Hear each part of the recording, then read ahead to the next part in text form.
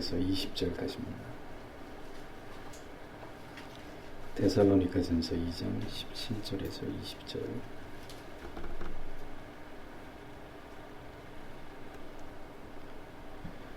같이 읽겠습니다. 형제들아, 우리가 잠시 너희를 떠난 것은 얼굴이요 마음은 아니니 너희 얼굴 보기를 열정으로 더욱 힘썼노라. 그러므로 나 바울은 한 번 두 번 너희에게 가고자 하였으나 사단이 우리를 막았도다. 우리의 소망이나 기쁨이나 자랑의 면류관이 무엇이냐? 그의 강림하실 때 우리 주 예수 앞에 너희가 아니냐? 너희는 우리의 영광이요 기쁨이니라. 아멘. 기도하겠습니다. 아버지 하나님 감사합니다. 오늘도 우리를 하나님 앞에 불러주시고 오늘도 하나님 앞에 나와 하나님의 말씀을 들으며 또 말씀이 우리에게 깨닫게 하시고 허락하시는 은혜를 우리가 사모하는 마음으로 하나님 이렇게 말씀 앞에 엎드리게 하심을 감사합니다. 언제나 하나님의 말씀을 펼 때마다 그 속에서 하나님 자신을 우리에게 알리시고 하나님을 신앙하는 도를 가르치시는 아버지, 그 말씀을 듣기만 하여 자기를 속이는 자들이 되지 않게 하시고 하나님의 말씀이 우리에게 가르치는 바 그 믿음을 쫓아 하나님의 뜻에 합당한 삶을 살아가기에 언제나 힘쓰고 애쓰는 저희가 되도록 하나님 도와주시옵소서.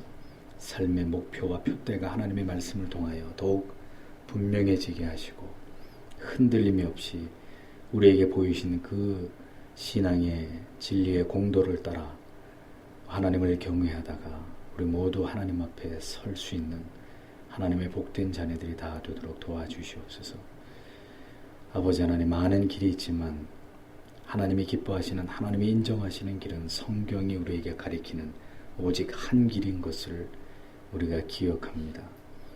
사람들은 많은 길이 있다고 이야기하고 많은 길, 그 넓은 길로 행하지만 우리는 끝까지 하나님이 말씀하신 그 신앙의 외길, 좁은 길을 따라 하나님을 신앙하는 하나님의 자녀 되게 하시고 그 신앙의 길에서 하나님이 우리에게 깨닫게 하시고 부어주시는 말할 수 없는 은총과 하나님의 은혜를 경험하며 날마다 하나님을 향한 사랑이 더욱 뜨거워지고 깊어지는 하나님의 자녀들 다 되도록 주님 도와주시옵소서.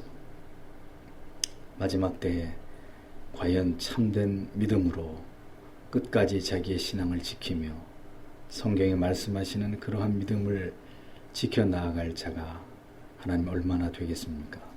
우리 모두 두려운 마음으로 날마다 깨어있어 하나님의 기뻐하시는 길로 행하는 저희들이 되게 하시고 그렇게 살아가는 우리의 삶의 모습이 고스란히 하나님께 영광이 되고 복음의 진리의 찬란한 그 뜻을, 영광을 드러내는 그런 우리 삶이 되도록 도와주시옵소서. 주님이 오늘도 하나님의 말씀에 귀 기울이는 주의 백성들에게 힘을 주시고 용기를 주시고 모든 이 세상에서의 삶의 난제들을 풀어갈 수 있는 하늘의 지혜와 모략을 더하시고 그래서 하나님이 우리와 함께 하심을 이 세상 가운데 드러내고 증명하며 그 하나님을 높이고 자랑하는 우리의 삶이 되도록 도와주시옵소서. 오늘도 이 말씀을 들을 때 주의 영이 함께 하시고 우리가 이 말씀을 통하여 피차의 은혜를 나누는 귀한 시간이 되도록 도와주시옵소서. 예수님 이름으로 기도합니다. 아멘. 데살로니가전서 강의 8번째 시간입니다. 우리의 영광이요 기쁨이니라, 이런 제목으로 말씀을 전하겠습니다. 하나님의 말씀으로 이 성경의 강론을 받아들이는 것이 신앙에서 얼마나 중요한 것인지를 사도는 설명을 했습니다. 하나님의 말씀에 대한 진지한 이러한 어떤 자세와 태도를 통해서 하나님의 말씀은 그렇게 하나님의 말씀을 영혼으로 받아들이기에 준비된 영혼 가운데 능력으로 역사한다고 성경은 말씀하고 있다는 것을 여러분들이 유의하셔야 될 필요가 있습니다. 말씀을 한없이 가볍게 전하는 강단과 또한 하나님의 말씀을 지극히 경시하는 이 시대에 우리가 지난주에 생각해본 이런 하나님의 말씀은, 하나님의 가르침은 너무나 중요한 교훈이 아닐 수 없습니다. 하나님의 말씀이 영혼 가운데 올바르게 심기워질 때 그 말씀은 믿음이 되고 능력이 되어서 우리로 하여금 능히 복음을 위한 고난에 동참할 수 있는 신앙을 갖게 해준다는 사실을 성경은 우리에게 분명하게 말씀하고 있습니다. 많은 말씀을 들어도 그 말씀이 우리에게 믿음을 갖게 해주는 그런 말씀이 아니라면 그 말씀은 능력이 되지 못합니다. 왜냐하면 그것은 하나님의 말씀이 아니기 때문에. 참다운 말씀만이, 그리고 그 말씀을 하나님의 말씀으로 듣는 자의 영혼 안에서 능력이 되고 그것이 진정한 믿음이 되고 생명의 역사를 일으키는 어떤 근거가 된다는 것을 여러분들이 꼭 기억하셔야 합니다. 믿음은 들음에서 난다는 말씀의 의미는 그저 졸면서라도 한 시간을 때우듯 그렇게 부주의함으로 말씀을 들어도, 그렇게 무성하게 말씀을 들어도 믿음은 저절로 생긴다는 그런 의미가 절대로 아니고, 온 마음을 다해서 영혼의 귀를 기울이면서 한 말씀도 놓치지 않으려는 수고와 노력에서 비롯된다는 것을 우리는 정확하게 이해될 필요가 있습니다. 보십시오. 참된 진리를 깨닫지 못했던 유대주의자들은 그래서 결국 진리에 대한 무지함 속에서 예수 그리스도를 비롯해서 복음을 전했던 사도들을 모두 다 핍박하고 죽이는 죄를 범했고 끝내는 하나님의 진노하심의 제물이 되었다고 사도는 분명히 설명하고 있습니다.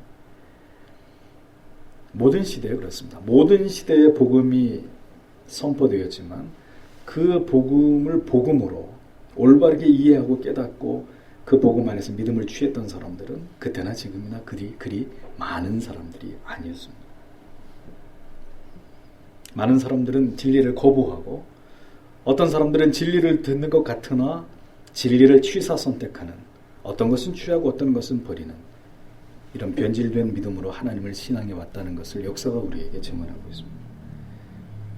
모든 시대 가운데 복음을 회방하는 자들이 있었고 복음을 거부하는 자들은 있었고 그들은 하나님의 진노하심이 그들을 피해가지 않았다는 것을 우리는 절대로 잊어버리면 안 됩니다.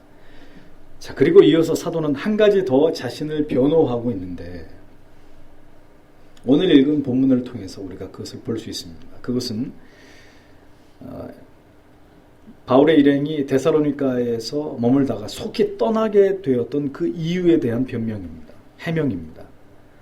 당시 급하게 사도가 데살로니가를 떠나게 된 것은 유대주의자들의 선동에 의해서 복음을 들어야 될 군중들이 폭도로 돌변해서 바울이 계속 그곳에 있었다가는 자칫 데살로니가 교회의 성도들까지도 피해를 입게 될 수 있는 긴박한 상황이 벌어졌기 때문이었습니다. 그런데 그렇게 해서 바울이 떠나자 유대주의자들은 바울이 다른 거짓 교사들이나 거짓 사도들과 마찬가지로 돈이나 명예나 인기만을 원하는 그런 추악한 인물로 이제 자기의 정체가 탄로나니까 위기를 느낀 나머지 저렇게 야반도주를 한 그는 아주 비겁한 자다, 이런 아주 나쁜 평판을 퍼뜨리고 있었던 그런 상황이었습니다. 그래서 이러한 자신에 대한 악한 루머를 전해들은 사도는 몹시 마음이 아프고 괴로웠을 것입니다. 무엇보다도 이러한 유대주의자들이 만든 소문을 실제로 믿고 데살로니가 교회의 교인들 가운데 마음의 실망과 낙심을 갖게 된 자들이 있지는 않을까. 사도는 지금 이러한 염려의 마음에서 서둘러 자신을 해명하고 있었던 것을 보게 됩니다. 자신이 왜 그토록 속히 떠나야만 되는지를 정확하게 해명하려고 했던 것입니다. 그는 자신이 얼마나 데살로니가 교회의 성도들을 사랑하고 그리고 그들을 자랑스러워하고 있었는지에 대해서 이제 자신의 마음을 열어서 표현하고 있습니다. 17절을 보면 그러나 형제들이여 우리가 여러분을 잠시 떠나 있어도 얼굴만이지 마음은 아니라 여러분의 얼굴 보기를 더욱 간절히 힘썼습니다. 이런 의미가 됩니다. 사도는 성도들에 대한 지극한 애정을 드러내면서 그들을 형제들아 이렇게 부르고 있습니다. 그러면서 잠시 그들을 떠나 있었지만 그것은 떨어져서 보지 못했던 얼굴뿐이지 자신의 마음에는 언제든지 데살로니가 교회와 성도들이 있었노라고 그는 지금 그것을 설명하고 있습니다. 우리가 얼굴로는 보지 못했지만 언제든 그대들은 내 마음속에 있었다라고 바울이 고백하고 있는 거예요. 여기서 너희를 떠난 것은 이라고 했는데 여기서 떠나다라는 헬라어 단어의 의미가 오르파노스라는 단어인데요. 고아라는 뜻에서 왔습니다. 오르파노스는 영어에서 고아를 뜻하는 orphan. 이 어원이에요. 오르파노스가. 그러니까 사도는 데살로니가 성도들에게 떠나갈 때 마치 부모가 실수로 자녀를 잃어버려서 그 자녀가 고아가 되게 함처럼 자, 자식을 잃어버린 부모의 마음 죽었다 깨어나도 여러분 이해 못해요. 저는 예전에 준하 예지를 데리고 아내하고 인사동에 갔다가 준하를 잃어버린 적이 있었어요. 아주 잠시예요, 잠시. 난리가 났죠. 그 인사동을 어디서 잊어버렸는지 몰라가지고 우리가 걸어왔던 길을 막 뛰어서 가보니까 다행히 그 자리에 이렇게 멍청하게 서 있더라고요. 이렇게 5살 땐가 그랬는데. 근데 그 짧은 시간인데 애가 없어졌다. 이거는 뭐 진짜 청천벽력 같은 얘기. 하늘이 무너지는, 얼굴이 노래지는 거죠, 완전히. 바울의 마음이 지금 너희를 떠나라는 오르파노스라는 말이 그런 의미라는 거예요. 아이를 잃어버린 부모요. 그래서 아이가 고아가 되어버린, 그야말로 갈갈이 찢어지는, 성도를 잠시, 데살로니가 교회 성도를 잠시 떠나 있어야 되는 자기의 심정이 마치 자식을 잃어버린 아비의 마음, 자식을 고아가 되게 만든 그런 심정이었다고 고백하고 있는 것입니다. 만약에 그가 지금 성도를 향한 사랑을 과장하고 있는 것이 아니라면 사도는 정말 성도들을 지극히 사랑했던 그런 사도였다는 사실을 알 수 있는 대목입니다. 여러분 성경을 잘 보세요. 성경에는 그리스도와 교회를 신랑과 신부로 비교하고 있듯이 하나님의 말씀 속에서는 이렇게 간절한 사랑의 정서가 표현되고 있다는 점을 볼 수 있습니다. 아가서를 보십시오. Song of Songs. 노래 가운데 노래들인데 이게 사랑의 노래들이잖아요. 솔로몬과 술람미 여인 간의 이 사랑을 노래하고 있는데 사실은 그리스도께서 교회를 향한 사랑을 은유적으로 숨겨서 나타낸 그런 성경책이 아가서 아닙니까? 구구절절히 그 어떤 사랑의 고백, 그 어떤 사랑의 정서들이 가득 차 있는 걸 보게 되는데 오늘 본문을 봐도 그래요. 바울 사도를 보면 성도에 대한 사랑이 우리가 볼 때 좀 과하다 싶을 만큼 아주 절절히 표현되고 있는 것을 보게 됩니다. 마치 떨어져 있는 것을 한시도 견디지 못해하는 연인처럼 목회자가 성도들을 그렇게 묘사하고 있었던 겁니다. 그런데 이것이 바로 성경이 말씀하고 있는 사랑이기 때문에 그런 거예요. 하나님께서 사람을 만드시고 그 마음속에 사랑이라는 감정을 주신 이유가 무엇 때문일까요? 부모가 자녀를 향해서 아낌없이 주고 싶어하는 사랑의 감정을 통해서, 또 남녀의 불같이 뜨거운 온통 서로를 갈망하면서 서로를 완전하게 소유하고 싶어하는 이런 격렬한 사랑의 감정을 통해서 하나님이 우리를 향해서 어떤 메시지를 우리에게 주시려고 하는 것일까요? 하나님이 우리를 향하신 사랑도 인간이 느끼는 인간을 향한 이런 사랑과 크게 다르지 않다는 것입니다. 물론 하나님의 사랑은 조건 없는 사랑이죠.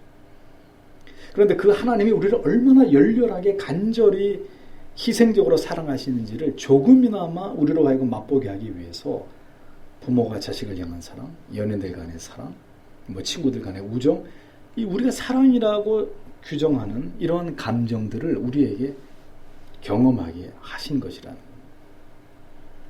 사랑은 그런 것입니다. 교회와 성도를 향한 그리스도의 사랑도 그렇고 성도들을 향한 목회자의 사랑도 그렇고 성도 여러분 간의 사랑도 사실은 이렇게 뜨겁고 열렬하고 간절해야 된다는 것을 성경은 우리에게 보여주고 있습니다. 그런데 뜨겁지도 않고 차지도 않은 사랑, 사랑하고 있다고 느껴지지 않는 사랑은 이건 사랑이라고 말할 수가 없는 거 아니에요. 사랑은 그 사랑에 빠진 자들뿐만 아니라 그 사랑에 빠진 사람들의 주변에 있는 사람들까지도 알 수 있는, 그렇게 드러나고 탄로나고 들통나는 게 바로 사랑의 감정인데,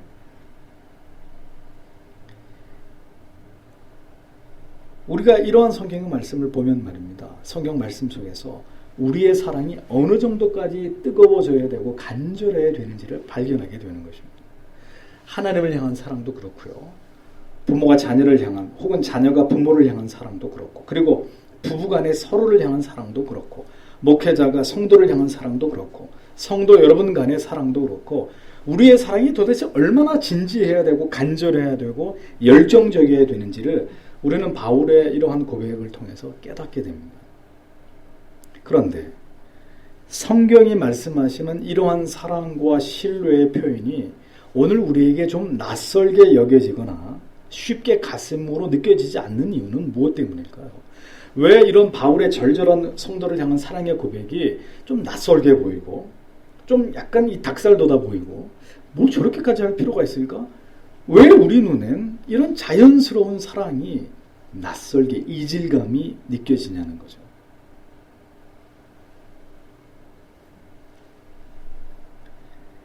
우리 안에 있는 사랑을 보십시오. 우리는 살아가면서 많은 크고 작은 경험을 통해서 이 성경적인 사랑을 제대로 발현하고 그렇게 사랑하고 사랑을 받지 못하도록 우리는 죄로 인해서 우리의 사랑이 많이 위축되어 있고 자기중심적으로 굳어져 있는 것을 보게 됩니다.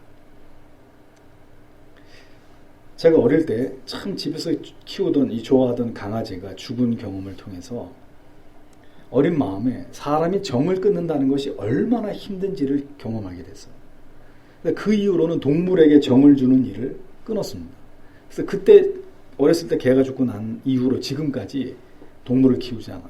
그 어렸을 때 정을 끊어야 된다는 그 아픔이 얼마나 큰지를 경험하고 난다. 목회를 하면서도 좋지 않은 경험과 끊임없이 싸워야 되는 그런 어려움을 겪게 됩니다. 예를 들면 그렇게 신뢰하고 사랑하고 믿었던 성도님들에게서 상처를 받는 경험을 통해서 떠나는 거죠. 그냥 목사를 떠나고 교회를 떠나버리는 거예요. 이런 경험들을 통해서 점점 성도님들에게 사랑을 표현하거나 그 사랑을 전하는 것에 있어서 내 자신이 위축되고 주저하는 내 자신의 모습을 볼 때가 있습니다. 사랑하면 뭐하나 또 갈 텐데 이런 생각에 사로잡힐 때가 있는 거예요. 성도님들의 떠나감은 목회자에게 참으로 큰 고통이 아닐 수 없습니다. 제가 처음 개척을 하고 목회를 시작했을 때 이런 일들을 몇 차례 겪으면서 이게 개척교회에서 성도 한 분 나가는 거는요, 대형교회 한 1000명 되는 교회에서 한 500명 나가는 거하고 똑같은 거거든요. 그런 일을 제가 몇 번 겪으면서 목회를 계속할 수 있을까 할 만큼 힘들었던 때가 있습니다. 그런 일들을 겪으면서 목사의 마음에는 다른 사람에게 쉽게 말할 수 없는 마음의 어떤 고통을 최소화하는 자구책이 생겨난 것을 내가 어느 날 깨닫게 됐어요. 그것은 뭐냐면은 이 떠나간 아픔에 대한 감정을 되도록 빨리 정리해야 된다는 생각에서 속히 그 성도에 대한 마음을 정리해버리는 거예요, 제가. 왜 그렇게 해야 되는지 이해하실 수 있겠습니까? 더 이상 사람들에게 상처받고 싶지 않은 내 자신 때문일까요? 그렇지 않습니다. 그 떠나감, 이별에 대한 그 아픔이 너무 크니까 정상적으로 남아있는 교회와 성도들에 대한 목양이 제대로 되지 않는 거예요. 그러니까 떠나간 성도를 속히 잊어야 되는 이유는 남아 계신 성도님들 때문인 거죠. 그래서 떠나가신 성도에게 목사가 과도하게 집착하지 못하는 것은 남아있는 성도님들의 영혼을 섬기는 일에 제가 부주의하게 될까 하는 염려 때문입니다. 그러나 여전히 지금도 한 성도를 떠나보내는 일은 여전히 제 마음에 깊은 상처가 되고 아픔이 되는 일이고 아마 영원히 목회자에게 익숙해지지 않을 일이 될 것입니다. 성도는 언제나 목회자의 가슴에 남습니다. 지금까지 목회를 하면서 제게 있어서 잊혀져 버린 성도님은 단 한 사람도 없습니다. 다 이 속에 있어요. 이 속에. 그것이 목사와 양의 관계인 거예요. 누가 들어오고 나갔는지조차 알 수 없는 대형교회의 성도님들, 죄송한 얘기지만 참 불쌍합니다. 목회자가 자기의 이름이나 얼굴조차도 기억해주지 못하는데 무슨 사랑을 느낄 수가 있고 그것에서 정상적인 목양을 받을 수가 있겠습니까? 사도는 잊을 수 없는 데살로니가 교회의 성도들에 대한 사랑을 절절히 표현하고 있습니다. 그런데 그 사랑이 우리에게 잘 와닿지 않는다는 것은 우리가 예수 그리스도를 통해 우리가 경험한 사랑이 부족하거나 부재하기 때문인 거죠. 그 넘치는 사랑을 경험하면 그 넘치는 사랑은 넘치게 표현되게 돼 있고 넘치게 드러나게 돼 있겠죠. 받은 것이 부족하니까 우리에게서 나타나는 것도 부족하고 그것이 내가 생각한 이상의 사랑으로 다가올 때는 부담이 되어버리고 이런 문제가 아직도 우리 안에 잔존하는 것입니다. 사도는 그런데 아주 어려움 없이 그가 그리스도 교회로부터 받은 사랑을 데살로니가 교회 성도들에게 그대로 표현합니다. 그는 잠시 동안만이라고 표현했는데 그것은 정말 잠시도 떠나고 싶지 않은 것이 사도의 마음이었기 때문이죠. 그런데 지금 자신은 데살로니가 교회 성도를 떠나 있었고 그렇게 떠나 있어야 하는 아픔을 느끼면서 그들의 얼굴을 속히 보기를 자신은 열정적으로 라는 단어를 썼습니다. 더욱 힘썼다고 그렇게 말하고 있는 것을 보게 됩니다. 여기서 열정으로라는 말은 매우 강한 욕망을 의미하는 말이고 앞에 더욱이라고 했습니다. 이 의미는 대단히라는 의미로 사도가 지금 데살로니가 교회 성도들을 잠시 떠나 있으면서 다시 그들을 보고 싶어하는 마음이 얼마나 컸는지를 간절했는지를 잘 짐작할 수 있는 그런 대목입니다. 이것은 마치 사랑하는 연인에게서나 해당되거나 발견되어지는 그러한 고백이고 그러한 자기의 마음의 상태라는 것을 보여줍니다. 그러니까 아주 대단히 사도는 지금 데살로니가 교회 성도들을 보고 싶어하고 있었고 그들을 사랑하고 있었다는 사실을 우리가 깨닫게 되는 것이죠. 목회자에게 가장 힘든 시간은 주일의 모든 예배와 모임이 끝난 시간입니다. 하루 종일 예배와 모임이 다 끝이 나고 모든 성도님들께서 돌아가시고 난 이후에 집으로 향하는 발걸음이 언제나 가장 힘듭니다. 그 이유는 수많은 생각이 머리를 스쳐 지나가기 때문이에요. 아무개 성도님은 오늘 왜 교회를 오지 못하셨을까? 부터 시작해서 아무개 성도님은 왜 그렇게 무거운 표정이실까? 오늘 설교를 통해 은혜를 받지 못하신 것일까? 아니면 혹시 시험에 드신 것일까? 또 한 주간 세상에서 이 말씀으로 승리의 삶을 살아가셔야 될 텐데 등등 해서 수많은 염려와 걱정과 생각들이 이렇게 스쳐 지나갑니다. 그리고 까닭 모를 공허감이 마음에 몰려와요. 주일 저녁에. 그럴 때면은 빨리 다시 주일이 왔으면 이렇게 생각한 적도 한두 번이 아니에요. 또 목회자에게 가장 반가운 일은 열심히 분주하게 살아가는 삶 속에서 여러분들을 만나게 될 때입니다. 그러면 이런 생각이 드는 거죠. 성도님이 이분이 이렇게 분주하게 이렇게 열심히 사시는구나. 이런 직장을 다니시고 이렇게 먼 곳에서 교회를 오시는구나. 그럼 목회자는 혼자 조용히 감격하기도 하고 감사하기도 하고 삶 속에서 주님과 동행하려고 저절히 몸부림치는 성도님들의 모습을 보면서 정말 마음의 존경에 맞이하는 그런 마음이 들기도 합니다. 무슨 얘기를 하려고 이런 말씀을 드리냐면 목회자의 마음은 이렇게 자주자주 여러분들에게 찾아갑니다. 이것은 아마도 모든 목회자들에게 하나님께서 주신 마음이 아닐까 이런 생각을 해보는데 그렇게 함께 하나님을 섬기면서 믿음으로 살기 위해서 서로를 돌아보고 격려하고 기도해주고 아픔을 함께하고 함께 눈물을 흘릴 수 있는 이런 관계가 주님이 맺어주시는 목양 관계라고 목사는 믿습니다. 그런 아름다운 모습을 우리는 이 바울 서신의 군데군데에서 오늘의 본문처럼 발견하게 되는 거죠. 여러분은 참으로 목사에게 많은 배려를 해주고 계십니다. 제게 충분히 연구할 시간도 주시고 어려운 가운데서도 책을 사다 볼 수 있도록 도와주시고 좋은 환경과 조건을 힘을 다해서 저에게 지원해주고 계심을 목사는 언제나 마음 깊이 감사하고 감격스럽게 생각합니다. 목양관계 속에서 이전에는 너무나 극심한 고통을 당하다가 이렇게 하나님께서 평안함 속에서 무익한 종에게 여러분들을 통해서 이 과분한 사랑을 받게 해주시니까 참 때때로 진짜 감격스러울 때가 한두 번이 아니에요. 그래서 언제나 목사는 기쁜 마음으로 교회에 옵니다. 그리고 성도님들을 만나게 될 시간을 학수고대합니다. 진실한 사랑은 이렇게 우리 안에 만들어지고 세워지는 것입니다. 함께 하나님의 귀하신 뜻을 바라보고 그것을 추구할 때 하나님께서는 그 어느 때보다도 목사와 성도의 관계를 견고하게 하십니다. 그런데 이러한 관계를 파괴하는 것은 뭘까요? 바로 저나 여러분이나 우리의 영혼을 우리가 잘 돌보지 못하고 범죄하게 될 때입니다. 목사가 죄를 범하고 회개치 않거나 여러분들이 죄를 범하고 하나님의 자비를 구하지 않게 되면 저나 여러분들의 영혼이 어떻게 되죠? 점점 강팍해집니다. 그러면 이렇게 아름다운 관계도 깨어지게 되는 일들이 벌어지는 거예요. 또한 이러한 아름다운 복음으로 맺어진 목양 관계를 허무는 세력이 있는데 그게 누구냐? 사탄이죠. 마귀의 방해입니다. 18절을 보면 그러므로 우리가 여러분에게 가기를 원하였고 특히 나 바울은 정령 한두 번 가기를 원하였습니다. 그러나 사탄이 우리를 방해하였습니다. 이렇게 말씀하고 있습니다. 사도가 데살로니가 교회로 돌아가기 위해서 얼마나 노력했는지를 알 수 있는 대목입니다. 2번이라고 했는데 이것은 딱 2번만 노력했다는 의미가 아니라 몇 번이고 그가 노력했다는 그런 의미입니다. 그럼에도 불구하고 갈 수 없었다고 얘기하는데 여기에 대해서 사도는 분명하게 사탄이 우리를 막았다 이렇게 얘기합니다. 그래서 막아버리다라는 의미는 길을 끊어버리다. 길을 망가뜨려서 그 길로 지나갈 수 없게 만들어버리다 이런 의미예요. 그게 막아버린 거예요. 길을 아예 없애버렸어요. 자, 보십시오. 마귀는 지금도 이렇게 목양관계를 끊어놓는 일을 합니다.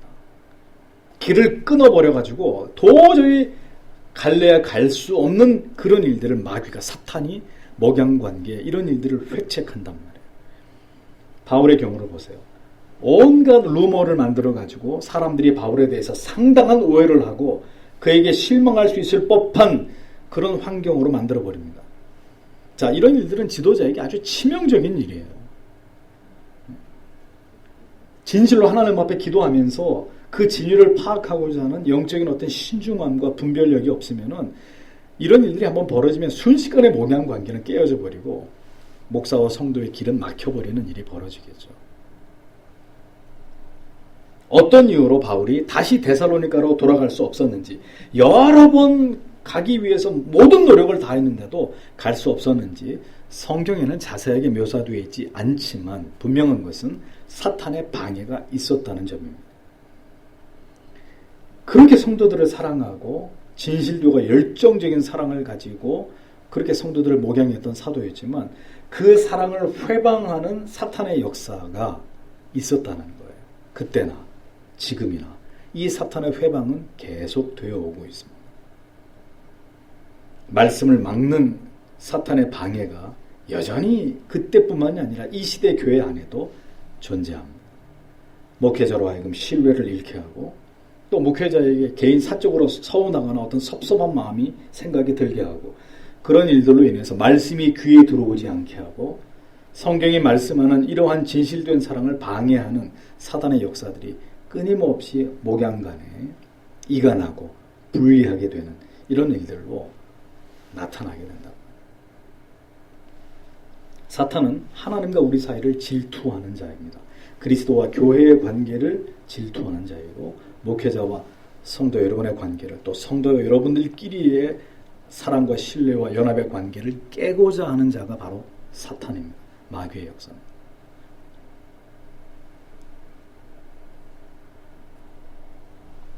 여기에 넘어가면 어떻게 되겠어요? 다 깨어지는 거예요. 또 교회를 떠나게 되고 또 목사를 바꿔야 되고 이런 일들이 계속 반복될 수 있다는 거 중요한 얘기입니다. 한 번 목회자를 버리면 또 버리게 되고 또 버리게 되고 그건 우스운 일이에요. 한 번 교회 옮기면 또 옮기고 또 옮기고 아주 자연스러운 일이 되는 거예요. 한 번이 어렵지 자꾸 그런 일이 반복되면 이제 그의 영혼은 아무도 돌보는 자가 없는 영적인 고아 같은 처지가 되는 것이죠. 물론 이 교회에 오신 여러분들은 진실로 바른 진리를 쫓아서 비진리를 거부하고 정말 그런 마음으로 다 이렇게 옮겨오신 분들이기 때문에 이 말씀에 해당 사항은 없겠지만 그러니 우리는 피차 이런 사탄의 방해와 회방이 있다는 것을 알고 하나님 앞에서 우리가 범죄함으로 오판함으로 이 소중한 관계를 잃어버리지 않도록 노력해야 되는 이유가 여기 있는 거예요. 마귀는 어떻게 해서라도 깨트려 버리려고 갈라놓으려고 해요. 끊어지게 만들어. 다시 말씀드립니다. 우리가 자꾸 죄를 지으면 하나님하고 멀어지게 되고 그러면 목사와 멀어지게 되기 마련입니다. 여러분들이 자꾸 죄를 지으면 목사와 멀어져요. 당연해요. 왜 그래요? 목사는 성경을 통해서 죄를 드러내는 사람이고 회개를 촉구하는 사람인데 자, 그런 말이 여러분에게 즐겁게 들리겠습니까? 전부 다 나 들으라고 하는 얘기다. 모두 나에게 하는 말이다. 이렇게 들리게 되는 것이고 결국은 사람이 싫어지게 되고 그 사람이 목사일 경우에는 교회를 떠나는 것은 시간 문제잖아요. 목사나 성도들 여러분이나 하나님 앞에서 뉘우치지 않는 죄를 짓고 있다면 그 교회는 절대로 온전할 수 없습니다. 반드시 쪼개지게 되어 있습니다. 인내의 한계가 올 때 여러분들이 떠나든 목사가 그만두든 이런 일들이 교회 안에서 벌어질 수 있는 거예요. 그렇기 때문에 죄를 조심해야 되고, 더 중요한 것, 사탄의 회방이 있다는 것을 기억하고 조심해서 깨어있는 우리가 되어야 된다는 것입니다. 그런 가운데서도 바울은 더 간절하게 성도를 향한 자신의 사랑을 드러냅니다. 19절에 참으로 우리 주께서 오실 때 그 앞에서 우리의 소망이나 기쁨이나 자랑의 면류관이 무엇이겠습니까? 여러분이 아니겠습니까? 20절에 참으로 여러분이 우리의 영광이며 기쁨입니다. 이렇게 데살로니가전서 2장을 마무리합니다. 바울은 여기서 목회자에게 있어서, 사도에게 있어서 성도님들의 가치를 세 가지로 설명합니다. 우리의 소망, 기쁨, 그리고 자랑의 면류관. 이 말의 의미는 목회자에 있어서 최고의 소망과 기쁨과 자랑의 면류관은 누구라는 거예요? 바로 여러분들이라는, 성도 여러분들이라는 의미입니다. 그리고 이 기쁨은 지금 맛보는 게 아니고요, 그리스도께서 다시 오실 때, 성경이 분명히 그렇게 얘기했죠. 그의 강림하실 때 우리 주 예수 앞에 너희가 아니냐, 이렇게 얘기했습니다. 이 기쁨은 지금 맛보는 게 아니고요, 예수께서 다시 재림하실 때 받게 될 상이고 기쁨이다. 바울이 그렇게 설명합니다. 왜 그럴까요? 지금은 몰라요. 지금은 누가 참된 신자인지 참된 신자가 아닌지 목사의 주관으로는 확인할 길이 없습니다. 그러나 그리스도께서 오실 때는 모든 것이 판가름 나게 되겠죠. 평생을 목양한 성도님들이 모두 회심과 중생을 경험한 하나님의 참된 백성으로 드러나든지, 아니면 평생을 목회했는데도 그 중에 숱한 성도들이 회심과 중생을 경험하지 못한 유사한 그리스도인에 지나지 않았던지, 언제 판가름 나냐면은 그리스도가 다시 오실 때. 그러니까 그 순간에 그 한 목회자가 얼마나 진실된 목회를 했느냐가 다 판가름 난다는 거예요. 그럴 때 진정으로 평생의 목회 속에, 비록 평생에 목회한 성도가 50명밖에 안 되는데 그 50명 성도 전체가 회심을 하는 성도라면 영광의 면류관을 그 목회자가 하나님께로부터 받게 되는 것이고, 교인이 1000명이었어요. 그런데 그 중에 회심한 사람은 10명밖에 안 됐어요. 그러면 그 모든 잘못은 하나님 앞에서 목회자가 다 그 죄값을 치러야 되는 거죠. 궁극의 구원에 이르게 된 하나님의 참된 자녀된 성도들을 통해서 그 목회자의 충성 여부를 하나님이, 그리스도께서 평가하시게 될 것이라는 겁니다. 저는 이런 의미에서 행복합니다. 아직까지는. 대형교회 목회자들이 재벌 총수처럼 비싼 양복에 외제 자가용 몰고 거들먹거리죠. 얼마 남지 않았어요. 그렇게 사는 것도 그리 멀지 않았어요. 목회자의 기도나 신방을 한번 받으려면 성도님들이 수백만 원의 돈 봉투를 준비해야 되는 여의도의 조모 씨 같은 사람들, 지옥의 가장 밑바닥에 떨어질 사람입니다. 저는 확신합니다. 무엇이 목회자들의 진정한 소망과 기쁨과 면류관이 되어야 될까요? 바로 회심한 성도 여러분. 아직 우리 교회 같은 경우는 지금 주님이 저를 부르시면 곤란해요. 제가 볼 때는 아직도 회심하지 않은 분들이 분명히 계시기 때문에 지금은 안 되고, 그분들을 책임지고 난 다음에 그때는 불러주셔도 여한이 없어요. 언제든 목회자에게 가장 큰 소망과 기쁨과 면류관, 중생한 거듭난 성도님들이에요. 그래서 목회자는 언제나 성도 여러분들의 영혼 때문에 울고 웃는 사람입니다. 때로는 훈계할 때도 있지만, 정말 목회자의 아픔은 아무 말조차 할 수 없는 성도들을 바라볼 때 더 크게 참 이렇게 마음에 와닿습니다. 말을 하면 반드시 시험에 들고 연약해서 넘어질 것을 아는 성도들에게는 차마 말조차 하지 못할 때가 있습니다. 그저 속으로만 기도할 따름인 그런 영혼들이 있어요. 왜? 너무 여리고 약하기 때문에. 다가가지도 못하고 언제나 그냥 마음으로만 끌어안아서 기도하는 그런 성도님들이 목회자들의 가슴 속에 여럿이 있단 말이에요. 그들이 모두 회심한 참된 하나님의 자녀가 될 때까지 그 품은 가슴에서 그들의 이름을 놓을 수가 없는 거예요. 성도 여러분, 언제나 마지막을 생각하셔야 됩니다. 제가 이 얘기 참 자주 합니다. 성도 여러분도 목사도 지금만 보면 안 돼요. 지금만 보면 안 되고, 이 세상에서 살아가는 삶만을 생각하셔서는 안 됩니다. 지금의 행복과 형통과 즐거움은 나중에 우리에게 괴로움과 슬픔과 고통의 눈물이 될 수 있어요. 지금의 어떤 즐거움만 생각하면 나중에 반드시 후회하게 될 날이 올 수도 있습니다. 그런데 언제나 제일 마지막 날을 우리는 생각해야 되는 것입니다. 그때의 평가가 제일 중요한 거예요. 지금의 평가는 중요하지 않아요. 지금 사람들이 우리에게 내리는 평가 절대로 귀담아 들을 필요 없습니다. 마지막 때 주님이 다시 재림하실 때 그때 잘하였도다 충성된 종아, 이 평가를 듣기 위해서 우리는 오늘도 달려가고 있을 뿐입니다. 이 세상에서 잘 나가는 거 뭐 다 좋았지만 막상 마지막 날에 하나님 앞에 섰는데 그 모든 것이 잘못된 것으로 드러나게 되면 영원히 어쩔 수 없는 거예요. 모든 목회자들은 오늘도 이렇게 회심한 성도님들과 영광스러운 교회를 섬김이 나의 최고의 영광이고 기쁨이라고 자부하고 고백할 수 있는 그런 목회를 해야 되는 거죠. 오늘 우리 교회 하나님의 말씀대로 행하고 있는 교회다. 하나님의 법대로, 하나님의 원리대로, 원칙대로 그렇게 그 길을 가고 있는 교회다. 부족하지만 그것을 목표로 하고 있는 교회다. 이 교회의 영광스러움이거든요.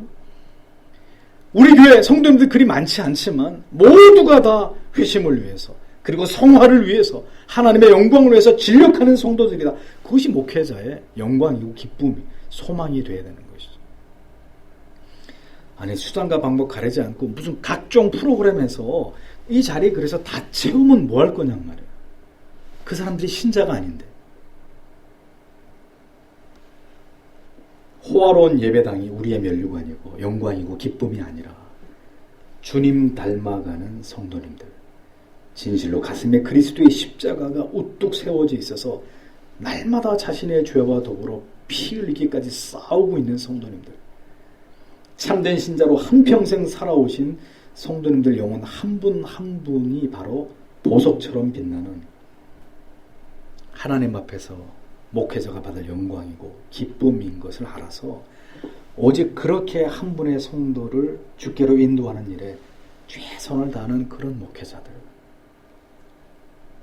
한국교회를 그런 목회자들이 지키고 이끌어 나아가는 이 나라가 그런 나라 되기를 우리가 함께 기도해야 되는 것입니다. 오늘 이 시대에 그런 목회자들이 더 많이 일어나기를, 이 바울처럼 너희는 우리의 영광이요 기쁨이니라.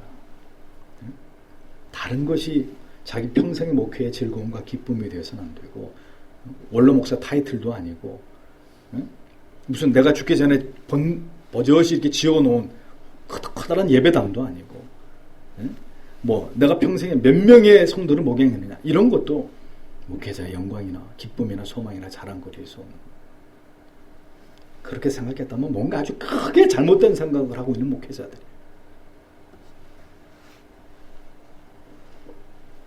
사랑하는 성도 여러분, 오늘도 이 짧은 구절 속에서 우리는 바울의 그 사랑을 봅니다. 그리고 이 부족한 목사도 사도 바울처럼 그렇게 더 주님의 교회와 여러분들의 한 영혼 한 영혼을 사랑하는 목회자 되게 해주시기를 제가 기도해야 되고, 여러분들도 저를 위해서 기도해 주셔야 될 것입니다.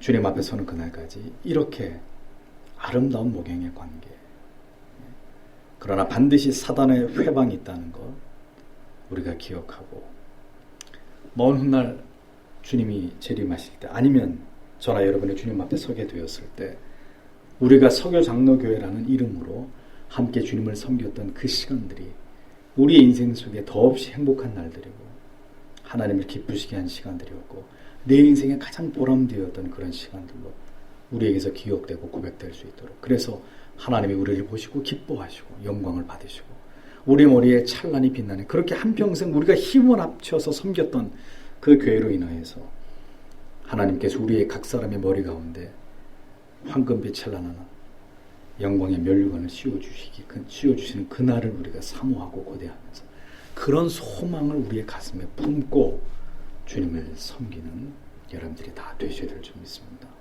이러한 사랑으로 목양 간에 또 성도 여러분 간에 주님 오시는 날까지 지극히 사랑하는 우리가 되게 해달라고 다 함께 이 시간에 기도하겠습니다.